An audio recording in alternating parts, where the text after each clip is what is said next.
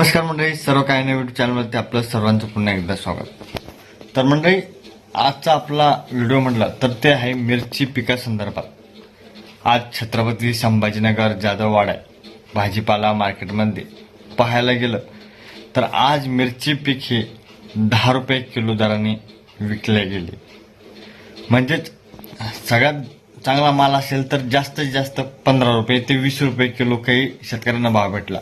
आणि सर्वसाधारण पीक म्हटलं तर 10 रुपयाचे किलो दरानं सुद्धा विकला जात नव्हतं. इतकी बेकट परिस्थिती आज आपल्या छत्रपती संभाजीनगर जाधववाडी भाजीपाला मार्केटमध्ये पाहायला मिळाली. 10 रुपये किलो 10 रुपये किलो म्हटलं तर ते तोडण्यासुद्धा पुरत नाही. आणि मिरची पिकाला लागवड केल्यानंतर खर्च किती येतो हे शेतकऱ्यांनाच माहिती.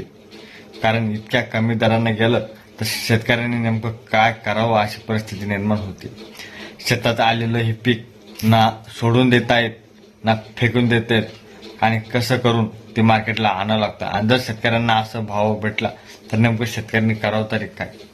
कारण एवढा खर्च करून जर शेतकऱ्यांना त्याचे पैसे भेटत नसेल तर मग किती अवघड परिस्थिती आहे. कारण मिरची पीक तोडायचं म्हटलं तर 10 रुपये किलो दराने मजुरालाच द्यावं लागतं. आणि मार्केटमध्ये जर 10 रुपयानं विकले जात असेल तर शेतकऱ्यांनी ते तोडावे की नाही तोडावे हा शेतकऱ्याला प्रश्न पडतोय. तुम्हीच सांगा, आता शेतकऱ्यांनी या दरानं मिरची विकावं का फेकून द्यावी. काय परिस्थिती असेल शेतकऱ्यांची विचार करा.